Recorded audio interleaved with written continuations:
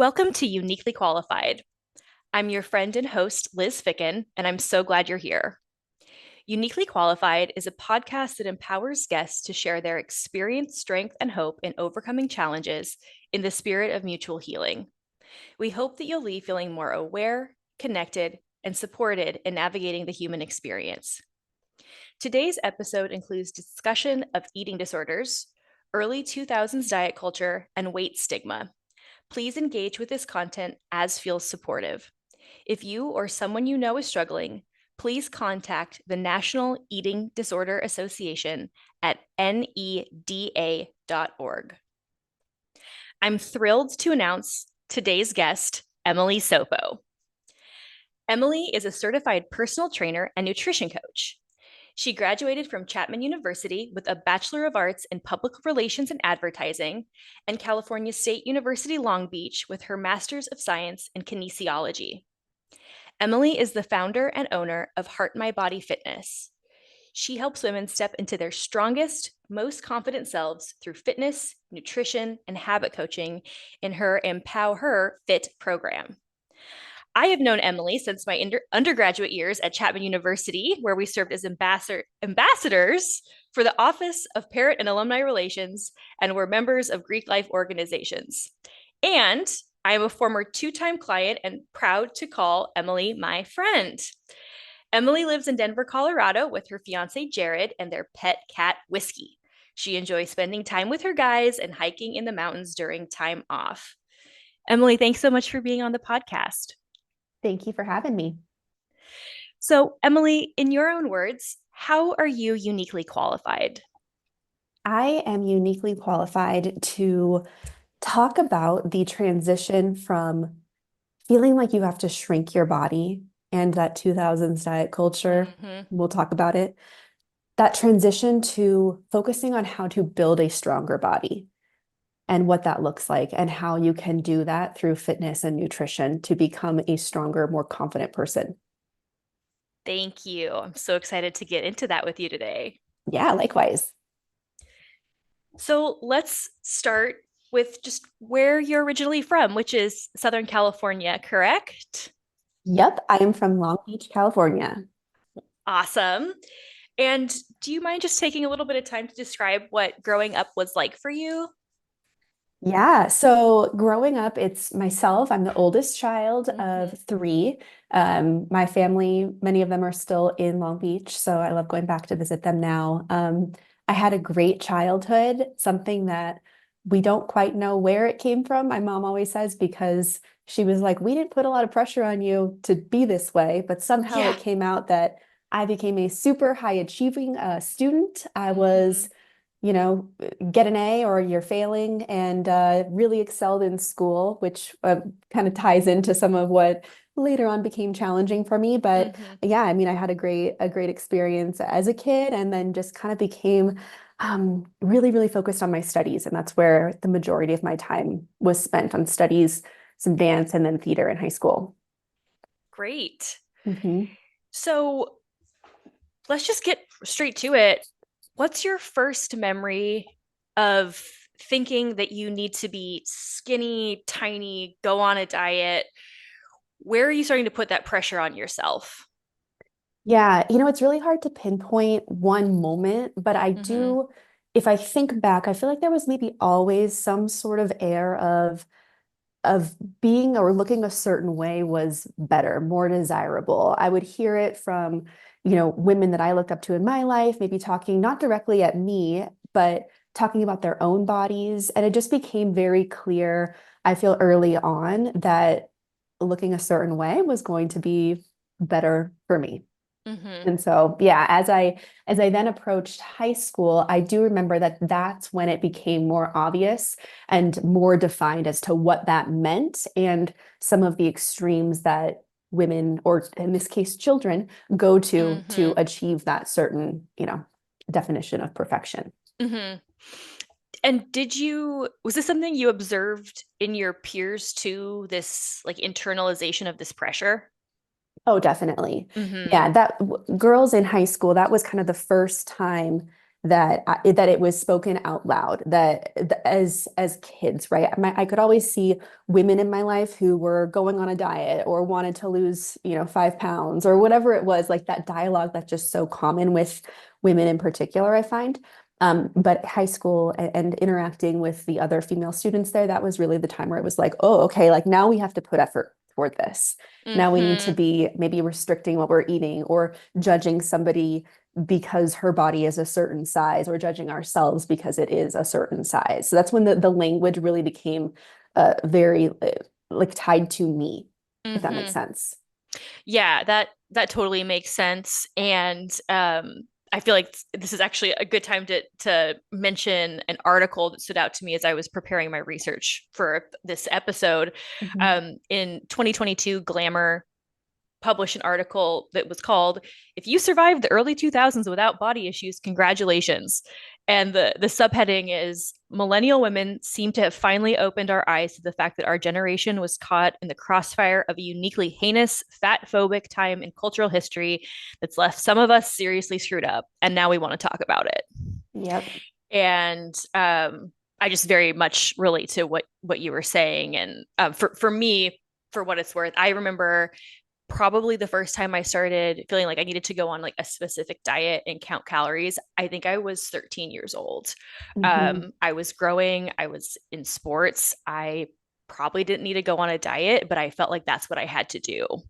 Yeah, And I was not the only eighth grade, ninth grader that was feeling like, oh my gosh, I need to be restricting. I need to be paying attention. I can't hmm. get larger, even though we're growing and developing and our brains are underdeveloped. So just to offer Yes. that up is like I totally relate to you on that. 1000%. Now we're talking. I distinctly remember being on the kickball field. Mm-hmm. Yeah, I don't do yeah, sports. I don't know, but we were playing kickball. yeah, And I remember thinking about something I had seen in a magazine, and and I don't even necessarily feel like we need to name who these people are, but they were sure. certain female celebrities who were big, probably in like 2003-ish. Mm-hmm, mm-hmm. And and and probably were dealing with some challenges themselves living in diet culture, but I remember seeing like their bodies and going, "Oh, okay, skinny. That's the goal." Mm-hmm. So Totally. I do have that memory. Yeah. Yes. And that's actually a good transition to I pulled one excerpt from this article and it said, for millennials, our formative years were a perfect storm of body shaming forces. The so called heroin chic fashion era that gave way to low rise jeans and baby tees, and the advent of sites like Tumblr that allowed thinspo content to spread like wildfire. I was Hmm. like, yep, Yep. that was totally a part of my experience. I also remember, going to the grocery store with my mom and like you're saying, seeing images Yeah. of celebrities, and it wasn't just like, oh look, she's so thin. It was, we are watching women, and if we perceive that you have gained a little bit of weight, you're Hmm. about to get publicly vilified for Totally. exceeding society's expectations of what size jeans you wear. Totally. Yeah. Yeah, and it's so wild how that happened. Because then it also went the other way, where it's like, okay, maybe this person has been told that whatever terrible advice that they were given about their body, if it hit a certain definition, right? If it kind Mm-hmm. of was not the quote unquote ideal. And so then maybe they're struggling with trying to change their body and they go a little too far in the other direction. And then they're plastered all over the media as something's wrong with them or they're on drugs or whatever. It's like, I'm sure in their position, they couldn't win. And as consumers, people observing, we couldn't win either because there was just no option for anyone to feel happy in their own body as it was. Yeah. And looking back, and now that I have my MBA too, and you have your Mhm. master's degree, we're like, Mhm. oh, people are making money off of us Yeah, being hungry and feeling like we're not good enough, and that there's something that we need to like pay for or step into in order to be worthy and attractive and desirable. And yeah, it's just now it makes me really mad, honestly, where I'm like, wow, somebody's sat in a boardroom and made these decisions with Yeah. intentionality and look at the fucking harm.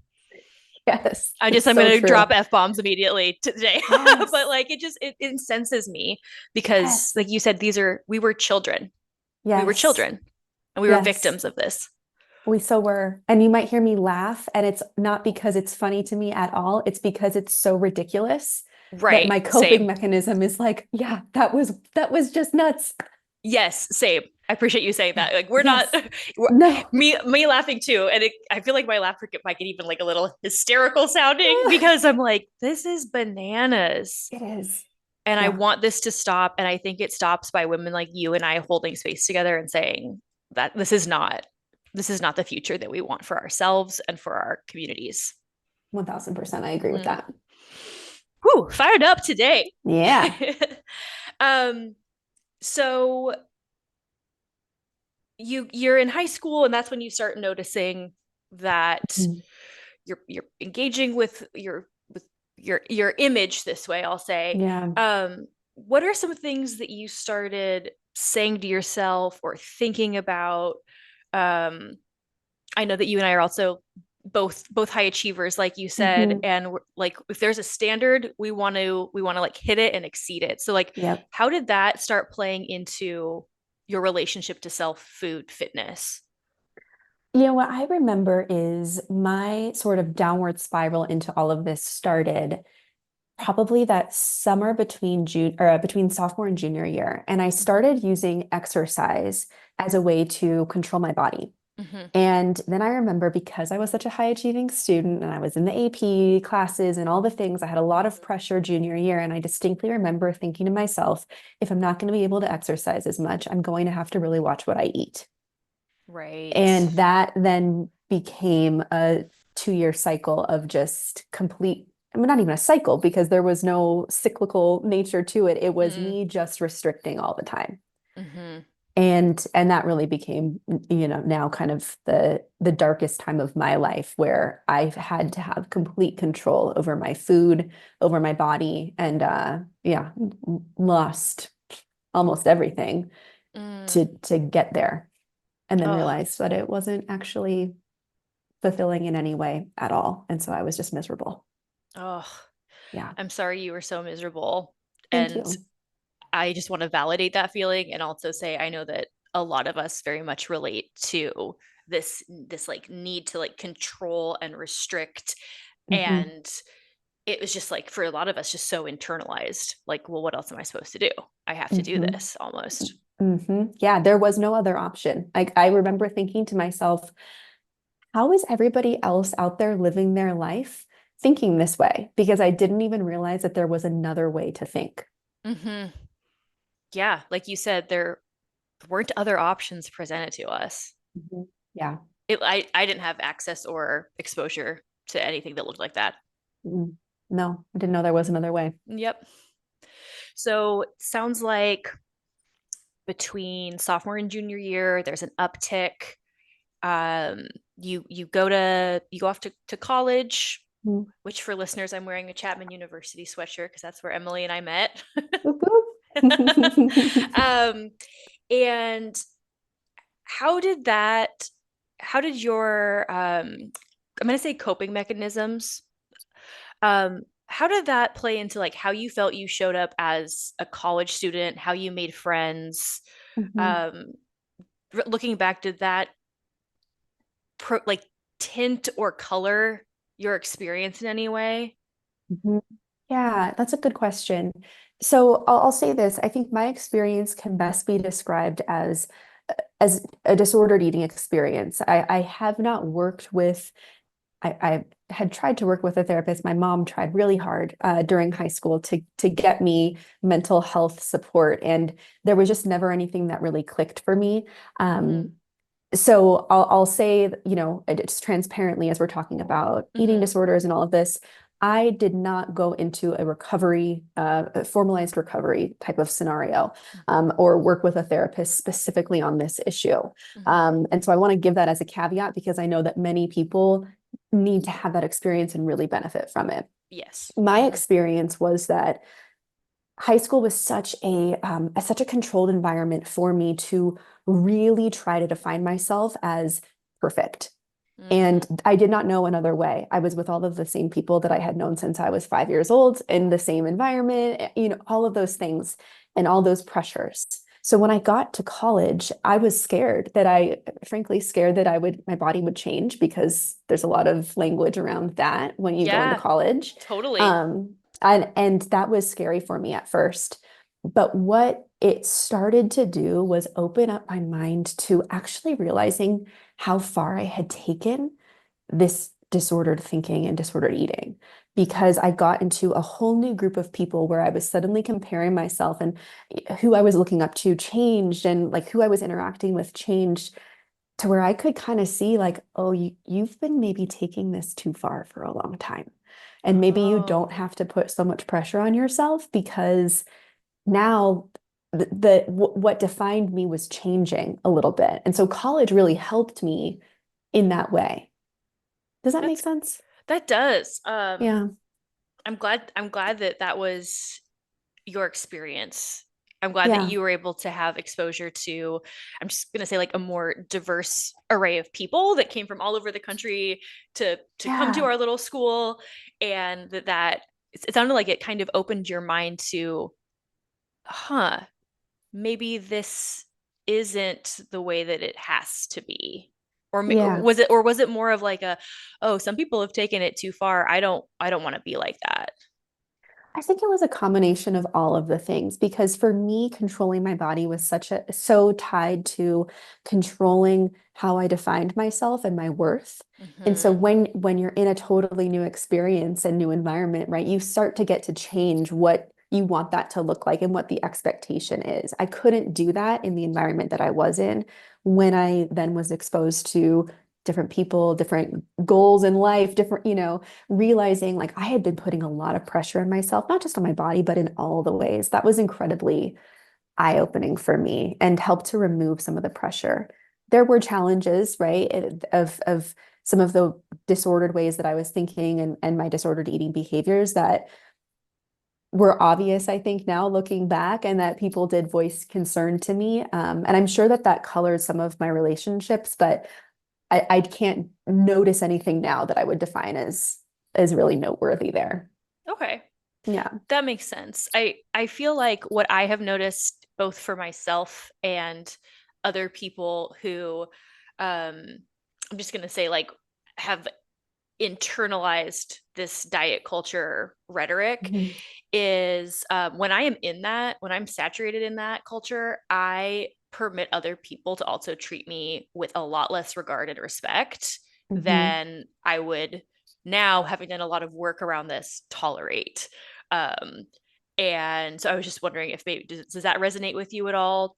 Like, did what you were telling yourself maybe impact how you showed up like in friendships and in relationships?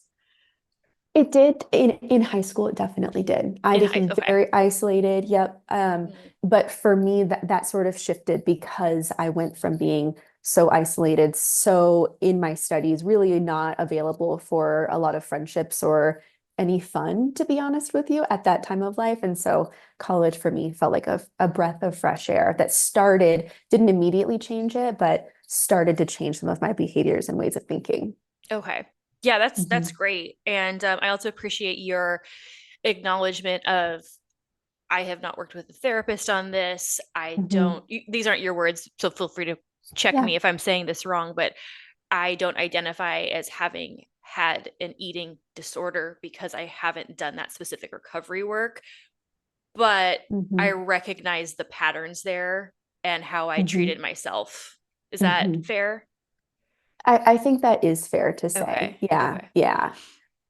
And part of why I just wanted to clarify that, a, so that we could be making sure to be representing your own lived experience as Mhm. accurately as possible, but also I to highlight that, another statistic that I pulled as a part of my research is that like eating disorders are really serious, and Yeah. that according to the National Eating Disorder Association, there are 10,200 deaths that occur every year due Mhm. to eating disorder.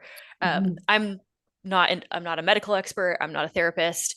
I'm just like regurgitating the research that I pulled up. But Yeah. I don't, I think a lot of people, myself included, sometimes think about this as like oh, your people are being overly controlling with XYZ, whether it's fitness or like Hmm. how they restrict or relate to food. But I think I want people to know how deadly this can be, which I feel like gives that much more power to your story in terms of what Hmm. you're saying about like, and things changed. Hmm. Yeah. Yeah. I think it's an important distinction. So for me, probably if we were to classify anything, now they have language around it, eating disorder not otherwise uh, specified, Mm-hmm. because it didn't quite fall into any of those particular definitions of what we've would have been defined as specific eating disorders. And so that's just something that I want to clarify because now in hindsight and having worked with so many women over the past 6 years, but really 14 years in the fitness industry, what I find so often is that there's a lot of us out there who do have some disordered ways of thinking about food and our bodies. Mm-hmm. Um, and they might be in a situation that I was in, or maybe not even where they didn't really experience an eating disorder that was definable, but had a lot of the diet culture, rhetoric, and thinking, in them from such a young age that it still impacts them to this day. Well, and I would raise my hand and say I'm one of those former clients. It's something that I have shared in other episodes. I see a therapist weekly, biweekly, typically, and when I start pulling apart some of the threads of coping mechanisms and things that I still am prone to engage in, my Mhm. relationship with food, um, it doesn't fall into any like archetype of eating Mhm. disorder or disordered eating, but it often has not served me and Yes. has made me feel less than and has put me in cycles that are not like square in category A or category B, but something Mhm. else. Um, Mhm. and the more I talk to other women of all ages about this, the more they're like, oh, yeah, same. This is an ongoing thing for me. Yeah. So, Yeah. yeah. Hmm. Yeah. No, I totally can relate to what you're saying. And I see that very often. Hmm. Mhm. Yeah. I bet as somebody who's like working with women, and we'll get Yeah. to that later, but Yeah. I Yeah. would Yeah. imagine that it comes up a lot. Yeah. Yeah. Yeah. Um, so let's talk about that turning point. So Mhm. things are starting to change while you're in undergrad. What's that inflection point for you? Where do you start relating to yourself differently, thinking about yourself differently? Mhm. So I continued to work out in college. And at first it was to continue to make my body look a certain way or be a certain size. Mhm. But as I became more and more into fitness and started to experience some of the other benefits of it, like feeling better, liking how I could perform, being able to, I did a lot of running at that time. So I liked being able to challenge myself and my body in that way.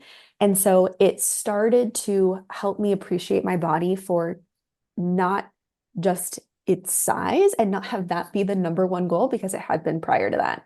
It Yeah. started to teach me, like, oh, I like how my body can move, right? And I want to feed into feeling good and being able to perform well in life and in exercise. So to me, I always say exercise was the biggest thing that helped change my relationship with my body and quite frankly save my life because I could have Hmm. taken a very different path.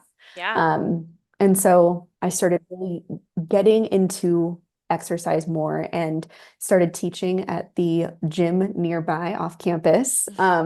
And the real change for me was going like, this feels so good. I want to help other people feel this way, Hmm. to feel this level of empowerment. So that's how it shifted.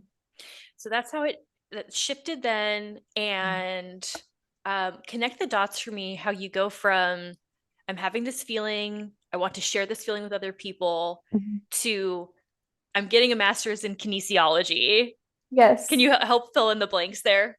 Yes, totally. And I also want to say this to me, the biggest thing that helped to redefine, or biggest things that helped to redefine how I was experiencing my body were exercise, education. Mm-hmm. I'll never forget nutrition. I think I was a freshman and I took a nutrition class and they talked about carbohydrates and gave some percentages of how much of your food should be made up of carbohydrates. And I remember thinking to myself, like, what? We need Yeah. carbohydrates? Right. What? They're not bad for me? Right. Like, it was mind blowing. So, Yeah.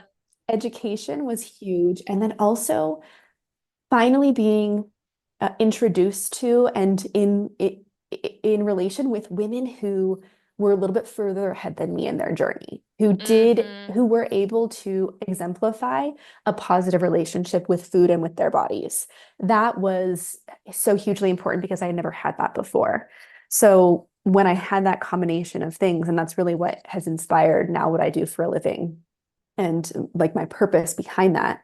When I had that combination of things, then it became, I think I want to do this forever. Mm-hmm. And I think this is what I Yeah. really want to, spend all of my time doing. To me, being the student that I was, the only option was must go get a degree in this because what else am I going to do with my time? And Yeah. so then all of my attention started to go to that and pursuing not only working in the fitness industry, but also then getting my master's degree in exercise science. I love that. I also love what you said about education being power. That's also a part Mhm. of this why I wanted this podcast to exist is I think that by sharing our personal experiences, it's a really important form of like anecdotal education for people. Yeah. I also think that it's what you talked about in terms of vilifying foods and Mhm. saying certain foods are bad. That Mhm. was such a thing where it was like, Yeah. restrict as many carbohydrates as possible. Meanwhile, as you're saying, you're enjoying running, and anybody who's a runner knows like you need some Yeah. carbohydrates in order to be able to, I wouldn't say enjoy running, but Yeah. you're going to have a much your performance will suffer if you're Right. not fueling yourself.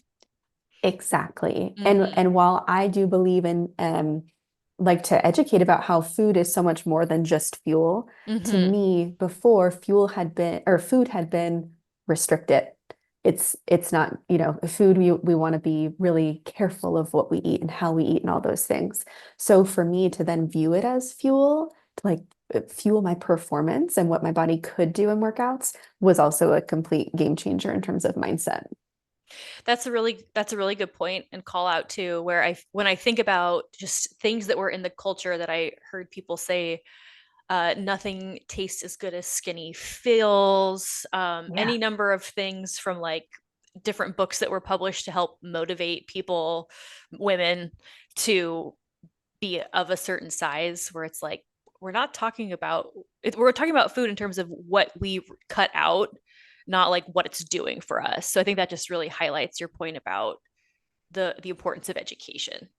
1000%. We've been taught as women how to diet, how to shrink our bodies, right? Mm-hmm. But we've never been taught how to build a strong body Mm-hmm. that will be able to take us through life in a fulfilling and enjoyable way. Mm-hmm. Very well said. um So you decided that you wanted to go and further your education though, because Mhm. just kind of building on what you had already learned through classes, through your own lived Mhm. experience, and the women that were a little bit further ahead of you. And Mhm. before getting there, were the women that were a little further ahead of you, were they members of a gym that you were at, or how did you find this community where you were like, oh, this could be possible for me? It was slow. It took a long time.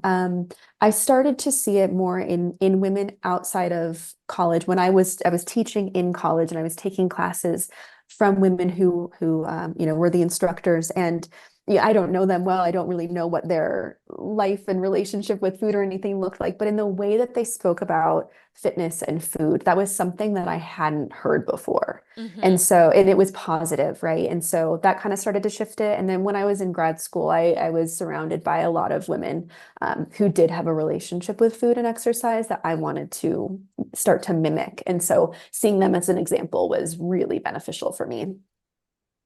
Yeah, that is really great, and I'm glad that you had that exposure. and Mhm. that you kept seeing these like little lights of, okay, that could be possible, or oh, that was interesting to me, or Yeah. I wonder what got her there. Yeah. Yeah, Mm. totally. And did you go to grad school right after undergrad, or what did you work at the gym in the interim? What's the timeline here? Yeah. Once I started teaching in the fitness industry, I haven't stopped being in the fitness industry since. So I started working in it, and then I took a gap year to do the prerequisites that were required for the master's program. So Okay. I jumped into it pretty quickly, and by 25 had my degree in or my master's degree in exercise science. Okay. Mhm. Great. And you, before starting your own business, you worked for a company that was in the same field, correct? I mean, I know Yeah. you just said like I've been in here forever, but just it Yeah. was not the same as what you do now and what you did before. So what was that? Correct. Yeah. So I always really loved teaching classes. I loved training people. I loved educating, and I worked at the university for a bit teaching both in grad school and after. And so to me, the education piece was just my favorite thing to do ever. So I started working with a wearable technology company in the fitness industry called MyZone. And I got to both be an account manager for them, but also a master trainer. And a lot of my focus was on education. So I got to train trainers on how to use this wearable technology. And that was really cool because that then got me even deeper into the fitness community and meeting, leaders of the fitness industry, many of whom make it run, Mm-hmm. behind the scenes that you may or may not know who they are. And so it just helped me get a broader perspective on the fitness industry, in the US and hone my skills more as an educator and leader in fitness. That's great. Yeah, thank you. It was a good Yeah. experience. Yeah, I'm glad. Yeah. I'm glad. That's really cool. So at what point do you have the kernel of a thought of, oh, maybe I want to do my own thing? Yeah. I think that started in college, probably before I actually worked in fitness. Really? Oh my Yes. gosh. So I know we've talked about HeartMyBody Fitness, which is my company name.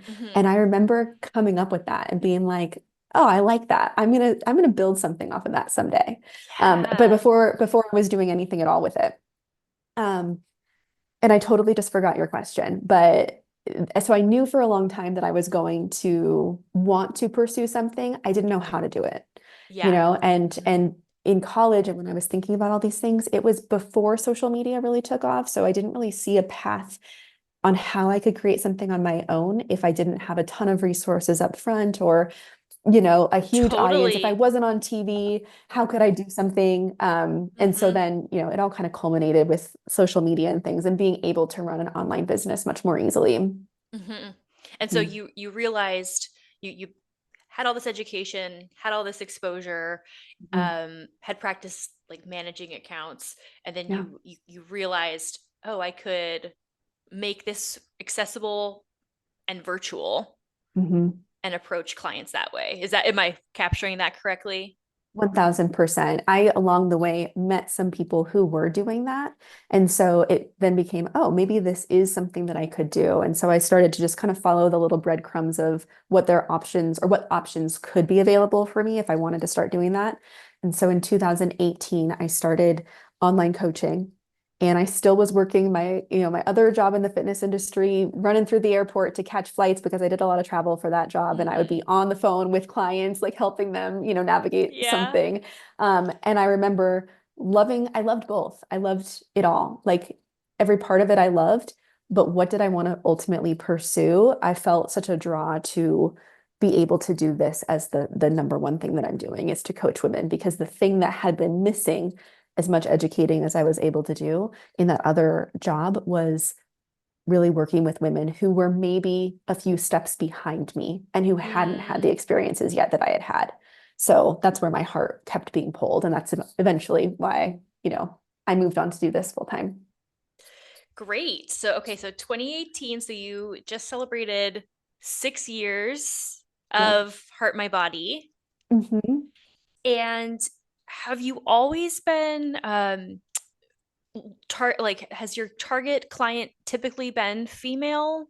I really hear the passion for like women helping women. I think Yeah. there's a ton of like community value there. I'm just curious if there was a like if it always was that way, or if you Yeah. had male clients before. I have worked with male clients throughout my career. Mm-hmm. I did a lot in person for a time and really enjoy working with both. I think for me, though, the obviously the population I can relate to the best is women. And Mm-hmm. so that's what I've built, my business around and have a couple of male clients. But for the most part, what I do now is women. And that also makes sense to me because I feel like women's bodies and women's health still wildly under researched, I'm going to Yeah. say. Yeah. Um, could you talk to me a little bit about some of the ways that you've continued educating yourself on specific women's health issues Yeah. like menopause, premenopause, postpartum pregnancy? I Mhm. probably don't need to name all of them, and I'm definitely missing Yeah. some, but they're like very specific to walking around in a female body. Yes, totally. And you know what? It's also something that's wild to me now is looking back at the very start of my career and my education around fitness, none of this was taught to me originally. This has Wow. all been, yeah, when it comes to women's fitness and some of the, considerations for training women at different life stages and different circumstances, it really has had to come from more niche certifications, as well as a lot of individual, personal reading and just educating myself on my own. Mm-hmm. So, you naturally working with women who are over the age of 20 typically, like that's who I kind of started working with was women my age. And then as I progressively, age myself, the women that I work with tend to age with me. Mm-hmm. And so you naturally kind of go, okay, I need to learn about fitness during pregnancy. I need to learn about it after pregnancy. I need to learn about it in perimenopause and postmenopause. So that just sort of has gradually happened through those different, whether it's Mm-hmm. self-education or through specific certifications. Mm-hmm. Do you mind sharing what some of those certifications are? Yeah, sure. Girls Gone Strong, for those of you, if anyone listening is in the fitness industry or wants to get into it, Gone Strong is a wonderful company that I've gotten a pre and postnatal certification through. And they focus a lot and have really wonderful education for women's fitness. I'm currently working on my menopause specialization through them as well. So I highly recommend Girls Gone Strong. But there are many others out there. If even just looking at things like the National Academy of Sports Medicine and other popular certifications, many of them now do have kind of niche certifications or specializations in more women's fitness. Mm-hmm. Mhm. That's great. Thank you. Yeah, Um, yeah. it's also making me, so I've been following along on your journey, not only as a client, but like we said, we knew each other in undergrad. And I've noticed on your journey, you've been more and more open about all aspects of your experience. Mhm. And one of the things that has most recently related, that I have related to a lot is like you're open about like, I'm on my period and all I want to do is sit on my couch and eat carbs. Like like to me, that's something that I wouldn't put it in the same bucket as diet culture, but like we don't talk about XYZ as women. We don't talk about our periods. We don't Yeah. talk about menopause. We don't talk about a lot of things just because I don't know if we're not supposed to. It's not attractive. It's personal. Mhm. But how did you decide to step into that truth? Because it's helped me. I'll raise my hand and say it has helped me when you're like, I'm feeling this way at this time of the month. And I'm like, girl, Mhm. same. But how did you Mhm. decide to get vulnerable and start sharing in that type of way? Yeah, that's such a good question. And I think it's along the lines of what you were saying earlier, where like we don't talk about, or when we eventually later on meet and we then say, like, oh, yeah, I had a terrible relationship with food, or I learned, Mm-hmm. carbs were bad back in 1995. Like, when we don't talk about it, we can't do anything about it. And so for me, it's really just been the recognition of like this stuff doesn't get better if we don't talk about it and we don't know how to address this ourselves if we don't have other people who are being honest with us about them experiencing it too. Something that Mm-hmm. was always hard for me and I looking back at the kind of storm that created my phase of being so restrictive with my body and with food and this high achieving perfectionist, like they all kind of culminated in some really harmful behaviors for me. So much of that was just not knowing that there was a different way and that there were other people who felt maybe similar to me, but I just didn't know it. Mm-hmm. So to me, the more we can share about that stuff, the better. And it can be uncomfortable because again, high achieving perfectionist over here, Yes. not, Hello. like talking about my period is kind of funny to me, or at least can feel a little uncomfortable at times. But Right. I'm glad that you recognize it because yeah, we need to know what to, look out for as women and what to expect and that we're not alone in our experiences. Mm-hmm. I completely agree with you. And again, thank you for being open about it because it, for me, I guess just sharing anecdotally, it helped me recognize that, again, walking around in a female body, Mhm. that how I feel on my period or the week right after or the week after that, like I feel different in my body picking up weights depending Mhm. on what's going on with my cycle.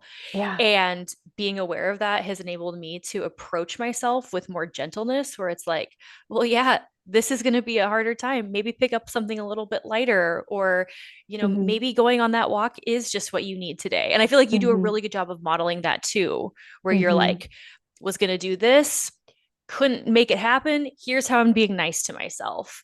So I just Yeah. also really appreciate that modeling as well. Yeah. Thank you. You know, what stands out to me as we're having this conversation is um, so many of the women that I work with, and certainly myself now can identify this, is Mm-hmm. that we often think in terms of all or nothing. Yes. Right. And that ties into perfectionism too. So I'm either going super hard at the gym all the time, I'm always able to give 100%, or I'm failing and there's something wrong with me. And oftentimes in the way we talk about diet and fitness, it's like I'm either going hard at all of these things and doing it perfectly, or I'm off track and I need to get back on track. And it really keeps us from having a joyful, abundant experience with fitness and food, and keeps a lot of women, I find, kind of on a yo-yo cycle, which is just a terrible place to be. It's a terrible place to be, and it can have harmful health effects to be Yep. living in Yeah. that yo-yo. Um, do you find that that is often a challenge for, like, do you feel that some of the clients that you work with are needing to be coached around that, around the all or something, just start, doesn't have to be a PR every day? Is that, Mhm. how common would you say that is in terms of your coaching? I would say that's 99% 90, of okay. the time. See, Yes. I'm probably in the only the 25% that needs help with this. Yeah, No. 99%. Yeah, that makes, Yeah. yeah. Yeah, because fitness and diet, well, fitness and nutrition, I'll say, the way that we often approach them is let me find the tool that's going to be most effective. And if I just then implement that tool, that's going to lead to whatever results I'm after. Mm-hmm. When in fact, what's behind that is if I'm looking at this from an all or nothing perspective, it doesn't matter what tool I'm using to reach the end result. I'm probably not going to get there with all or nothing thinking, or at least not be able to sustain any results that I achieve because I'm constantly going to need all of the circumstances to be right for me to be able to Mm-hmm. take action. When we know that overall, health and fitness benefits happen with not perfection, but consistency. So that's one of Yes. the biggest kind of mindset shifts that we work on within Empower Her Fit, and that I think would benefit women who are wanting to improve their health and fitness. Yeah, that makes a lot of sense. Mhm. Yeah. So what I guess in talking about prospective clients, Mhm. and all of us being indoctrinated, or most of us being indoctrinated by this diet culture, that I know we're also talking about the early 2000s for millennial women like you and me, but it's not Mhm. like it just started in Y2K. Like, this has been around for a very long time. Mhm. um but is there like an ideal mindset, or that a prospective client might hold, or is there maybe somebody, or not somebody, but a type of client where you're like, ooh, that's not somebody who I think would be a good fit for what I'm offering? Does that question make sense? Yeah, Okay. 1000%. Okay. Totally. I think for me, if somebody's listening to this and can relate to what I'm sharing, particularly around like that all or nothing approach, or feeling like they're constantly having to find the next best tool or try the next fad diet, or be more restrictive in their approach. And that's the way that to be successful to this point. Then that's the type of client for who typically is successful in our program, who maybe just hasn't found the approach that gives them empowerment, it gives them education, and gives them the tools to be able to ultimately like consistently implement healthy strategies. Hmm. That's the type of person that we really resonate with in Empower Fit, because education is really at the heart of what we do. Hmm. And making sure that somebody develops the skills to really take the education, know how to implement it now, but also know how to address challenges in the future. Hmm. That's the type of woman that I love to work with. Hmm. Now, and I have nothing against anyone having other goals. One of the biggest things that has been a takeaway from being, from having the experience that I had when I was a teenager, and just the experience of living in diet culture, to then also being in the fitness industry, which can often be a very diet culture heavy, environment as Yeah. well. Hmm. The thing that resonates with me the most is body autonomy. And like everyone can have their own goals. I have no judgment. I'm here to help facilitate those goals in a healthy and empowering way. That said, probably the type of person who wouldn't want to work with me, or who would be better suited working with someone else, probably only has physique related goals. Hmm. Is Hmm. it's that person who's like, I just want to, have visible abs, or I just want to like look good in a bikini. those are Hmm. those are some fine goals. But if those are the only goals that the person has, then there are other coaches who are better suited for them, because to me the physique stuff can be a nice positive to the mindset and the habits that we're implementing, but I don't resonate with that being the number one focus and the number one goal. Does that make sense? It totally makes sense to me. Mhm. And I think that what I also know as a former client is that it's more about like the decisions that you make along the way, your willingness to be malleable and maybe try something new. Mhm. I know that you've shared that sometimes you tell clients like, I'd like you to stop doing less cardio as an example. And I know it's like Yeah. client specific, but where uh, you basically ask people to trust you. And if some people are motivated only by the output, Mhm. then I could see that not being a good fit for maybe backing off certain things, Yeah. Yeah. even if you're Maybe. going the same direction. Yeah. And Yeah. you also coach around sustainability too. Like, Hmm. I don't think you've ever said this, but like coaching to be strong for an old woman body, Yes. to be get on the floor with grandkids. And I spent a lot of time in my last job thinking about long-term care and like fall prevention. It's like, all right, I Yeah. want to be able to like push myself up off the floor if I fall down. And I Hmm. feel like you do a lot of coaching around things like that, like preparing for life. Right. Yes. Preparing for life, because ultimately to me, fitness is just a tool that we can use to live a more enjoyable, longer, healthier, as we Mm-hmm. get older, more independent life.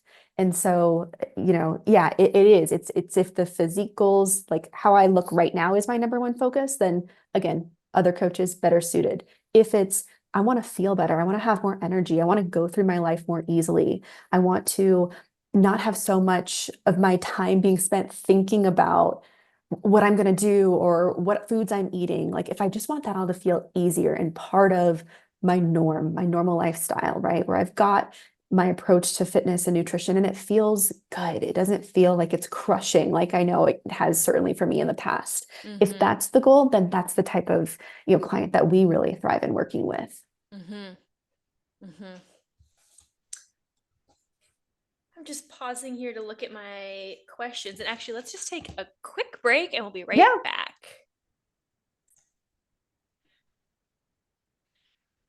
We are back from our little break. And Emily, I have just a few more questions for you around methodology and approach and empowering your clients. Mhm. So I hear you talking about body autonomy. Mhm. And I also know that some people might feel hesitant to do things like track calories, track their weight. But I think for me, before I worked with you, I had an assumption that like if you're working with somebody, that that's an inherent part of how you track. Mhm. And that can be triggering for people because a lot of people have trauma around hyper fixating on those things. Would you Yeah. mind just talking us through how you would navigate a conversation with clients around like, I don't feel comfortable with weighing myself, Mhm. tracking calories, just your approach to that? Yeah, and I think a bigger picture theme that I hear a lot of women share with me is, I'm afraid to work with somebody like a coach or a trainer because my last experience with that was they wanted me to focus on the scale or they wanted me Mm-hmm. to really focus on a particular type of goal, which I think it can inherently just be part of kind of how the fitness industry has come off is, being very physique and weight focused and maybe your trainer is going to force you to count calories and you're like that's not for me. Mm-hmm. And there's so many ways. This is something I wish people understood more about fitness and nutrition. There's so many different ways to get to the end goal. Mm. And so if you want to be somebody who's really into numbers and data and you like tracking in that way, like macros and calories really speaks to you, amazing. That's a great tool that you can use. If you're like, nope, that's not for me, don't have any sort of time to do that, or just it's triggering for me, right? Which Mm-hmm. I also hear often. There are so many other tools that you can use besides having to do those things or besides having to get on a restrictive diet. Mm-hmm. So just knowing like you've got options, you've got to find the right coach, person, program to help guide you with what those options look like. And I would recommend if someone out there is looking for support, make sure that the coach or the person who you're looking at potentially getting your information from, that they understand that they're not so dogmatic in their approach that that's the only way to get you to your goals. Mm-hmm. Because, if somebody is that way, then you're going to go in and they're going to put you in the box that has worked for them Mm-hmm. versus trying to find solutions and approaches that work best for the individual. So that's the first thing that I just want to clarify. Like there are Yeah. people out there who you can work with to find that unique approach to your lifestyle. And that's Mm-hmm. really important. When it comes to things like tracking your scale weight or tracking physique related changes, again, I lead with the idea of body autonomy. So your goals are going to be at the forefront of how we create this approach ultimately. For some folks, looking at that type of thing might be not appropriate or might not really Yeah. keep them motivated, right? And so then we're not going to look at those things. No matter what, we need to look at biofeedback information to make sure your sleep's doing okay, your energy levels are solid, you're not experiencing starting an approach that makes you feel crappy because that's no fun. And that's what we see a lot of the time. Is like when I went really restrictive with my diet, I felt terrible. So it Right. wasn't sustainable. So we want to look at so much more in terms of your success than just those physique related outcomes. If you do have goals related to that, fantastic. We got ways to track it, but my goals aren't your goals aren't my goals. We got to find the approach that works for the individual. Does that make Mm-hmm. sense? Yeah, that Cool. definitely makes sense. Yeah. And I feel like what comes out of what works for an individual as opposed to this is my prescription for my program, you need to execute it perfectly, is is empowerment. And Yeah. so I'm wondering if you could share a little bit more about ways that you really tap into empowering your clients. Mhm. I hear you saying you're working with individuals for what they need, Mhm. but what are some of the things that you've noticed really catalyzes people feeling empowered and I'm going to say healthy in their bodies. I don't know if there's a better way to say that, but like Mhm. embodied. Yeah. Yeah. So this can look very different for different people, right? One of the themes that I kind of led this conversation with is focusing on building a stronger body. Mm-hmm. Because most of the women who I work with, they've got multiple goals, and one of them is to feel stronger or be able to get down and play on the ground with their kids or grandkids, Mm-hmm. right? And so one of the things that was so helpful for me and that we know as women is so valuable for us is strength training. And so that is one of the approaches that I, almost 10 out of 10 times recommend doing some form of strength or resistance training for women because of the benefits for us now and also in the future as our body ages. So that's a big piece of the puzzle. And I think for a lot of women, we've been taught just focus on ways to shrink your body, Mm-hmm. restrict your food and 2 hours and hours of cardio Yep. and working out like boys is for boys and Yeah. strength training is for boys and too bulky, like all of that diet culture BS that we've been taught. I love getting to break that, getting to shift that, getting to help women go, oh my gosh, I picked up a heavier weight than I ever thought I could lift today. Mm-hmm. Because for me, yes, exercise was the catalyst, but really developing a love for having a stronger body and Mm-hmm. resistance strength training was a really big piece of that. Mm-hmm. So that's a piece. And then also focusing on like, what do we need to add in? So much of nutrition is focused on what do I need to cut out or what do I need to limit? But there's a lot of things that probably we could benefit from eating more of. Like, how can we eat as much nutrition as possible while still reaching our goals? And that's another piece of the puzzle in terms of these strategies that we like to lead with. Now, Mm-hmm. how we implement those things will look different for each person potentially, but those are kind of some of the themes that I like to lead with in my coaching. Mm-hmm. Do you mind just sharing a little bit about scientifically proven benefits of strength training for women? I know that there's a lot of them, but Mhm. just for people who maybe aren't as familiar or people who are picking up weights all the time that could use a little validation, like why do we do that? Long Yes. term thinking, why do we do that? Yes. One of my favorite jobs I ever had was working at a fitness facility for older adults. Oh, And my yes. oldest client was a 94-year-old woman. I love her And already. I know, and Oh. she was so amazing. And so my brain goes to that. My brain goes to when I am in my 80s or 90s, how do I want to be able to live? I want to Mm-hmm. be able to drive my car, to pick things up off the floor, to have an independent and still fun life, right? Mm-hmm. And so then I'm working backwards. If I want to do that, what do we need to do? And strength training is a huge piece of quality of life.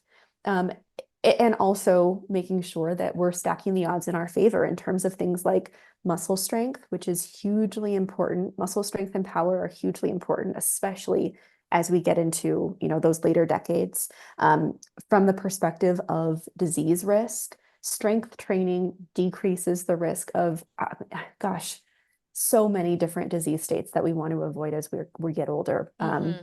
And so it's hugely important for that. For women, especially, bone mineral density is huge because, again, as we age, risk of falls, risks of fractures, that all increases, which can really impact our quality of life. And so part of the reason why I'm now shifting more of my conversation to women over 30 is because as I age and as we, continue to age past that 30 mark, there are things that start to happen physiologically that we can either take action on now or we Mm-hmm. can wait. And if we Mm-hmm. wait, then we have to deal with potentially you know, what happens because we waited too long. Mm-hmm.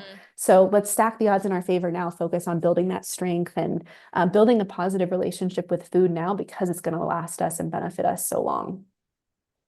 Thank you. I think that that's just either helpful to hear if it's for the first time, or it's just always a good reminder because no matter where you are on your journey, like you can benefit from thinking about, okay, how do I want to feel later in Mhm. service of what life do I want to have down the road? Mhm. Hmm. Yeah. That's great. Thank you. Yeah. So, do you have some time to answer questions from some of our listeners? Yeah, absolutely. I would love to. Okay, so I put one of those questions out on Instagram, just saying, hey, I'm going to be talking with my friend Emily. She's a strength and nutrition coach. We're talking about diet culture. What do you want to know? And so these were Mhm. some of the questions that our friends got back to us with. Um, the first one is from Kathy F. in Beaverton, Oregon. And she asks, how do we interrupt body shaming, both when we hear others body shaming and when we catch ourselves in shaming self talk? Mm. Thank you for this question, Kathy. That is a really, really good one and very common for us to body shame ourselves. Mm-hmm. And it's just so prevalent. So I want to just say that I'm speaking from my own experience, not as a mental health provider or expert in any way. For me, one of the shifts that was really helpful was when I'm noticing myself getting into judgmental thinking about my body, pausing and then shifting my thoughts to what does my body do for me? Mm-hmm. Right? Because so much of how I was taught about my body was that I needed to look a certain way or be a certain size, not what it does. And it's working so hard every day to keep us alive and thriving. Mm-hmm. So just taking a moment to go like, okay, cool. What does my body do for me? Like, what am I grateful to my body for? Today it woke up. Right now, it's keeping me upright. Moms, it potentially allowed you to carry a child, or it allows us to play with our kids and hold our loved ones. And you can get as far into the physiology as you want, but what is my body doing for me? And why is my body awesome? Because it does Yeah. those things, right? And just listing them, starting to shift that conversation. Mm-hmm. And would you apply that as well to the I'm hearing other people engaging in maybe like fat phobic shaming commentary? Is that where you would say like internalize and think about these things? Or how do you disrupt it when it's not internal? Yeah. Again, not speaking as an expert on mental health or psychology in any way, but for me, when I hear that, in my head, I often think, "Oof." First, that's my first response, like, Yeah. "Oof." Just Whew. acknowledging that was hard to Right. hear. Yeah. Didn't love that, and then okay, like, is that what I think? Mm-hmm. And then I get to have that conversation with myself, yes or no, right? And typically it's no, and so then I go down, okay, well, why do I not feel that way? Mm-hmm. Just to help kind of for I love me that. define and continue to remind myself of how I want to define my relationship with those things and how I treat others. Thank you for modeling that and sharing. I think that's really helpful to think Mhm. about. Yeah. Similar but a little bit different question. This comes to us from Jenna R. in Boston, Massachusetts, and she wonders, how do we reject the pressures of diet culture? Jenna, thanks for this question. Oh, this could be like 15 I podcast episodes, know, couldn't I it? know. Yeah. And again, only speaking from my experience, like I'm an expert of my own experience and fitness and working with many women over the years, but how do we reject it? I think that there's so many different ways that we could talk about this. For me, the question that I ask myself is like, how do I want to experience my body? How do I want to experience food? You know, one of the things that has helped me is with my relationship with food, which I think can be a big part of this conversation, is shifting the focus from is this food good or bad to like, how is this food serving me right now? Is it serving my physical health? Is it serving me mentally, emotionally, socially? And so I want to experience, going back to that original statement that I made, like, how do you want to experience life, food, your body? I want to experience a loving relationship with my body where I feel strong and Mm-hmm. all those things. I want to experience balance with food and I want to feel good and energized. And I also want to be able to experience spontaneity with food. So Mm-hmm. when you can start to, at least in my experience, when I could start to identify how I wanted to experience those things, then I could shift the conversation in my head to like toward what I want it to look like. I Mm-hmm. don't know if that makes sense or if that's too kind of nebulous. No, I like how you're modeling that. I like how you're talking about how okay, I'm in recognition of a pressure Mhm. and I'm reminding myself this is how I want my experience to be. I want to Mm-hmm. enjoy my body in this way. I want spontaneity. I don't want to Mm-hmm. be restricted. I want to live a full life. And Mm-hmm. so I think that like starting with recognition and then like having that conversation with yourself is I feel like what Mm-hmm. I'm hearing you say. Yeah, absolutely. Thank you. Okay, this comes to our friend Kristen M in Bellingham, Washington. And Kristen says, I'd love to hear Emily's perspective on bikini pros. Like if she feels that sport and culture is good for women in general, and how she thinks that affects women long term, and I guess men as well. Hmm. Yeah. Oof, this one is, I will answer this from the perspective of somebody who never went the route of pursuing a physique related sport. Mm-hmm. And I never felt drawn to that, in part because I think my disordered eating was when I was so young and Mm-hmm. really before I even had any understanding of fitness at all. I then approached anything I did after that really carefully. I wanted Mm-hmm. to make sure because I knew that I had tendencies to kind of go down a rabbit hole. I wanted to not put myself in a position where that could be an option. And there have been times where I've seen other people that I'm close with doing something, especially fitness professionals, where I'm like, yeah, you know what? I just cannot go there. Like, Yeah. it's not going to be for me. Yeah. Um, Yeah. that said, I'm leading with the idea of body autonomy, right? Mm-hmm. So I think for some women, doing a sport like, a bikini competition can be super empowering. And if so, amazing. Context really matters here, though. How are we approaching it? Why are we approaching it? Or why are we doing it? What's the why behind this? And then what are the methods that we're taking to get there? We know that sports that do have a big focus on physique can also lend themselves to a lot of approaches that are harmful and Mm-hmm. unsustainable, which is why as a bikini competitor, you're not competing year round Yeah. most of the time, right? Because it's just not a sustainable thing to get that lean. Um, so I don't have a strong opinion on it other than if that's something that someone is interested in, take care, and make sure that you are approaching it from the right mindset and that the approaches that you're taking, aren't going to impact your long-term health. And I think that that can be really tricky to do when you get into something that physique focused. Mm-hmm.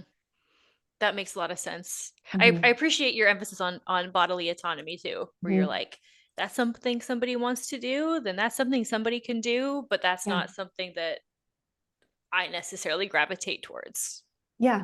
Yeah, exactly. Yeah. And I've seen some folks who have done that, right? Some women who have done that who I do look up to and who have helped educate me about fitness and nutrition. That doesn't mean that I'm going to then, want to go do that or feel the need to go do that. And so it's just, take care of the information that you're taking in and who you're Mm-hmm. getting it from. And again, watching how their relationship with their body and food looks. Mm-hmm. And I think to your point about it not being a year-round sport, the sustainability and what I hear and have experienced you coaching around is sustainability, long-term thinking, consistency, not Hmm. like gotta get in peak whatever on this specific day to compete, Hmm. like to each their own, but you're thinking through a longer term lens for how you want to live and what you offer your clients. 1000%. And that's part of what so many of us as women are missing from our Mm-hmm. approach to fitness because it's like, I got to go be perfect at this and do it all now, right? When it's like, okay, well, you have decades, many decades, oftentimes left of your life Yeah. to exercise and eat food and all the things. Yes. So we need to take a long-term approach and not make ourselves miserable now and then not be able to sustain it long term. But, if you can find something that a way of thinking and approaching all this stuff that can be kind and empowering versus so intense that it's only going to last a short period. Yeah. Yeah. Thank you for your answer to that one. Yeah. This one I'm not going to even try to pretend is from a listener. All those have been authentic listener questions, but this one I co-wrote with my mom. Oh, good. um, So this is from Kathy and Liz in the Pacific Northwest. During the holidays, I feel triggered by how certain family members talk about food in their bodies. Any tips for how I can take care of myself in this kind of situation? Yes, thank you, Kathy and Liz, for this question. Again, speaking from my experience, right? Mm-hmm. I like to, because I have so experienced this as well. Mm-hmm. And this is something that I hear very, very often from the women that I've worked with. A lot of how we understand food in our bodies is because of how folks have commented on it in a way that maybe felt innocent and they didn't even realize that someone else was paying attention or listening. Mm-hmm. This stuff goes deep and it goes generational and all the things. So Yeah. I think going into that scenario, knowing this is likely conversation that'll come up today because as far as so many of us have come with our relationship with diet culture, we're still existing in diet culture. Right. So going and knowing like this, there might be some triggering instances today, first Mm-hmm. off. Um, and then I always go back again to how do I want to experience food? How do I want to experience my body? Mm-hmm. Right? When I hear comments now, because I do very often, right, especially in what I do, where maybe I'll hear someone speaking about food or their body or someone else's body, in a way that used to feel triggering to me, and that still I'm again, oof. Yeah. Okay. Um, Yeah. I go to real quick check. Is that my belief as well? Mm-hmm. How do I want to experience it? Right. If someone makes a comment about, oh, we hear it so often, oh, after the holidays, I'm going to really focus on like losing this last 5 pounds, or, oh, that like I ate everything. Like I was so bad today. What a Right. naughty meal, or like it's so Yeah. sinful, right? Yeah. Yeah. In my head, literally, I'll go like, no, I love potatoes. Those are great. Like Yeah. potatoes are awesome. This is not sinful. That I literally am like defining it in my own head on the spot or redefining it in my head. Um, so I don't know if that's helpful, but like that's not how I feel about my body. Or ooh, if that's an approach that a take on body, on food that I don't resonate with. Mm-hmm. And allowing that to be okay, that you can, that your perception of things and how you want to experience them is different from even your family members can be Mm-hmm. tough, but sit true to it because you're the one who has to live and exist in your body and eat food and, be you. So, Mm-hmm. um, yeah, I don't know if that was Yeah. helpful at all, but I No, hope it was. it definitely is. I won't speak for my mom, I'll speak for myself, where I think and again, we could do a whole episode on like family systems and some of this Mhm, stuff, I'm sure, mhm, but where I continue to be surprised when the rhetoric's the same, mhm. even though it's been the same way my whole life. There is Yeah, going to be somebody who is going to make, whether it's a positive or a negative commentary on somebody else's body, yeah, qualify the food as positive or negative. And yeah, even though I'm changing, and I, it's not that I assume other people are changing, but, or I continue to be surprised every yeah, holiday season where I'm like, God damn it, they said it again. And then I'm yeah, suffering versus like, I guess you said a lot of really great things there, but that was one just like nugget for me going into this holiday season where it's like, expect it, yeah, expect it. It's part of yeah, this, our family system, a lot of family systems. I'm not trying to yeah. like be mean to my family here. Um, No, I get it. but I think it's a lot of us, and it's if culture is the water we're swimming in, then we're all swimming in this. And so, how do we take Totally. care of ourselves? That's yes, we are so all swimming in it. Mm-hmm. And I think that the last thing I really feel strongly about with this particular topic is that if we know this stuff goes back generations, Yep, and right? it does in my family. It does. Yeah, Mm-hmm. when I've had conversations now, years and years after, having a really difficult relationship with food, and I speak to some of the women who modeled that for me, they got modeled that by somebody else. That was Mm-hmm. modeled to them, right? Yes. And so maybe in a slightly different way, but it didn't come from nowhere. And Yeah. so now at those types of events, whether it's with family or just having dinner out with girlfriends, right? And someone says something, we know okay, that was modeled to you by somebody. And so we can approach it, at least now, this is how I choose to, is like approach it from a place of empathy. Like Yes. someone truly may not know better. And it's their own insecurity with those things that you're being shown in those instances. And even if it's a So true. comment about you, it has nothing to actually do with you. That is so powerful and so true. And that's Mm-hmm. personally for me, that's a hard one to remember. But at the end of the day, that's the truth. Like people project their own stuff onto others, and it rarely Mm-hmm. has anything to do with you and what's going on with you. It's about Mm-hmm. their own insecurities and what was fed to them. I mean, not maybe literally, but I meant more like Yeah. philosophically around what good means, what bad means, what a good body means, what a bad body means. Um, and then I guess I'm fortunate to live in a world today where it's like I reject the idea of a bad or good body. Mm-hmm. Bodies are bodies, and we Mm-hmm. come out inherently worthy of Mm-hmm. love, and doesn't matter what shape it takes. Mm-hmm. Mm-hmm. I love that. Well, is there anything else you want to discuss, Emily? Or can I have our three end of show questions that I ask every guest, but I don't want to cut off this discussion too soon if you have other things you'd like to fill us in on. No, I'd love to know the three questions. Okay. All right. So, question number one, if you could go back to the early 2000s, let's say that point between sophomore and junior year of high school for you, Mm. if you could go back then to where you were suffering the most, what would you say to that younger version of yourself? Mm. I said this earlier in this conversation, but I think telling her there is another way. Mm-hmm. It doesn't have to be like this, Mm-hmm. you know? And Yeah. that's, I think, a lot of women who I work with and see, whether it's what I experienced or some version of a negative relationship with food or body, like it doesn't have to be like that. Yeah. You know, you get to decide what you want your relationship with those things to look like. Mm-hmm. Yeah. Thank you. Mhm. Second question. What has been the most helpful tool or resource in navigating your particular set of life challenges?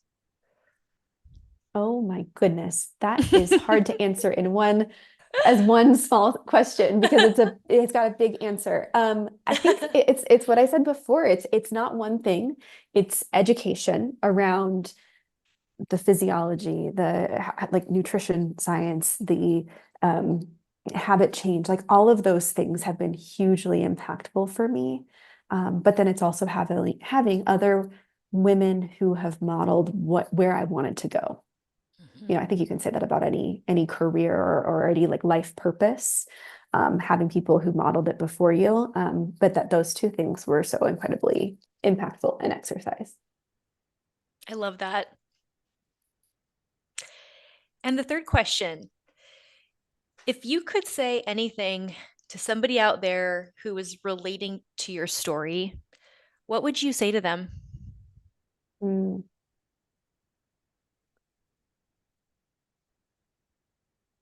Like I hope that you feel excited. I Mm, hope that they could feel hopeful, because we've talked about some heavy topics today. mhm. If someone's even just listening and going like, "Oh my gosh, I've been struggling for years to understand food and how to exercise, and I felt insecure about those things," like that doesn't have to be your forever. And I hope that you Yeah. feel whatever you're struggling with related to this stuff, you I hope you feel excited and hopeful that there are people out there who want to help you in a really positive way, because that hasn't been Mhm. everyone's experience. Yeah. And I hope you are excited that there are options for you of different approaches that you can take. It doesn't have to be what it's been for you so far. Hmm. That's wonderful. That's a Thank very, you. very inspirational message. Thank you. I appreciate that. And I'm glad Yeah. to have this forum and get to chat with you about this type of thing. It's really awesome. Yeah. I'm just so grateful that you're one of the very first guests of Uniquely Qualified. So thank you so much for being here. Thank you so much for having me. Yeah. So, for our listeners, we're going to have links and supporting documentation for this and every episode.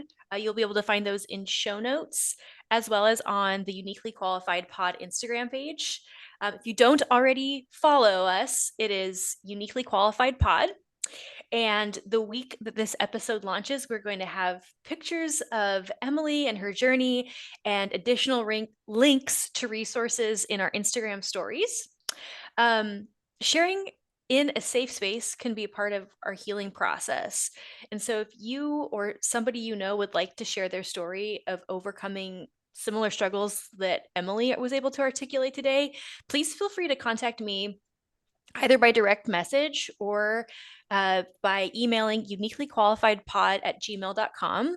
And I'd be happy to amplify your voice. I'd be happy to connect you with Emily. We'll make sure that we have information so that you can look at Emily's Instagram presence, her company's Instagram presence.